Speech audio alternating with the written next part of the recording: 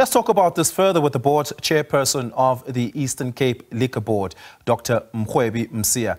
Dr. Msiya, good evening. Thank you so much for your time. I really do appreciate it. Is this campaign, while being a communicative campaign, associated with an increased visibility by inspectors in the province to make sure that liquor traders are compliant and to make sure that informal liquor traders are regularized so that they can comply with the regulations?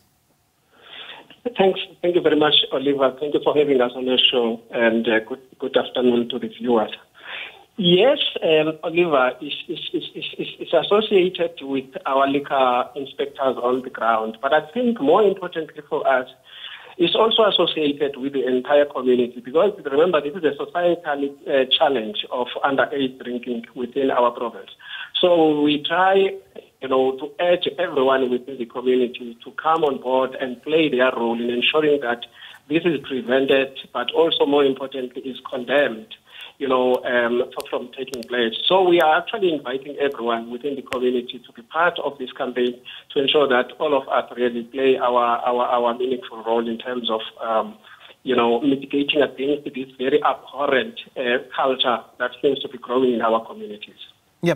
How many inspectors do you have in the province, Dr. Msiya, and how many inspectors do you expect over the next coming weeks in the lead up to what are called the pens down parties to make sure that liquor traders are compliant and to crack down on non-compliant ones? Oliver, currently we have 21 liquor inspectors that are looking after the entire province. We understand that there is a huge shortage in terms of liquor inspectors in the Eastern Cape. However, we try other strategies to ensure that we augment this limited capacity by, mobilizing partnership with different stakeholders within the province, including working very closely with SABC, for example, that assists us in monitoring and enforcing compliance within these, liquor establishments. But including other community role players, your traditional leaders, your religious fraternity, we just want to ensure that everyone really plays a role in ensuring that these liquor outlets are monitored closely.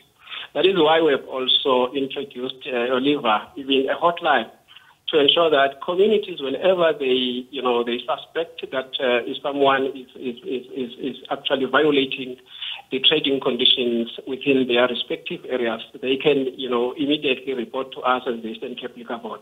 So we just want to make this a community initiative so that everybody really can play a role. We understand the shortage of the liquor inspectors, but we are saying perhaps we can never have enough liquor inspectors. But what we can do at least is to ensure that we mobilize, we augment our limited capacity by working closely with other stakeholders within the province. Yeah, surely, Dr. Msiya, you can make a call to the liquor manufacturers and the producers who ultimately at the top of that value chain benefit the most commercially on this to be able to mobilize their resources to make sure that you have enough inspectors, albeit seasonally and temporarily on the ground, to make sure that this specific season there is heightened visibility. Yes, indeed, Oliver.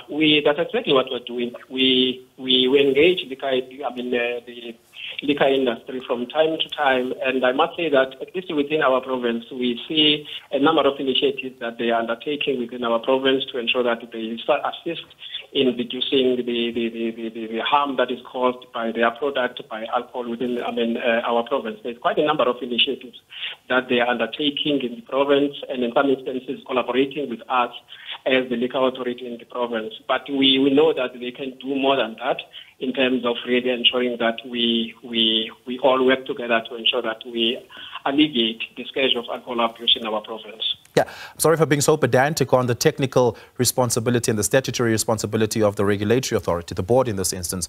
But I have to ask, since the Mgwebi tragedy, how many unscrupulous and non-compliant liquor traders in the province have the board revoked licenses from or have shut down? Look, Oliver, perhaps let me just indicate that, the Mgwebi incident was really a huge learning curve for many of our liquor traders in the province, because since that we have seen, a decline in these cases that are reported, on the transgression of the trading conditions and so on. But we still have isolated cases of liquor traders that continue to violate their trading conditions. So I would not have a specific number now to say exactly this is how many were closed, but we continue to monitor them closely. But I think what we appreciate at least within our province is that many of our liquor traders have established liquor traders associations through which they self-regulate. They are able to regulate themselves now to ensure that they monitor one another in terms of compliance with the trading conditions. Yeah. And just lastly, what is next in this campaign over the next coming weeks? As we had reported in that insert, that you had visited, or at least the board had visited certain schools and certain communities to get the message across to the young people. What's coming next from the board's perspective as far as the campaign is concerned? Perhaps let me just emphasize the fact that, Oliver, we are very worried at this time of the year, as you may be aware, that they are writing exams. We anticipate that we might have a spike, in these pens down parties.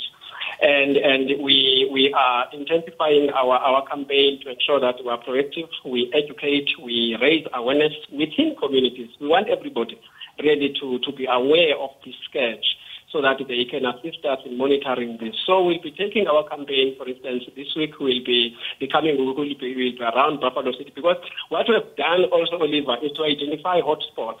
There are 3 hotspots that we have identified within the province.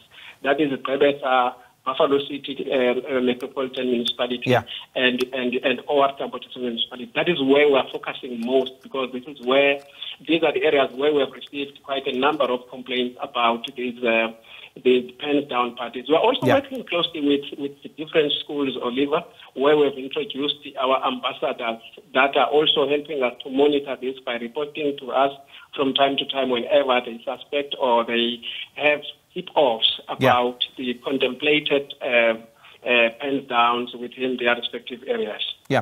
Dr. Msiya, I'm going to have to leave it there. Hopefully you and I can soon speak about a more broadly conversation on harmful consumption. But we're going to have to leave it there. That's all we have time for. Appreciate your time.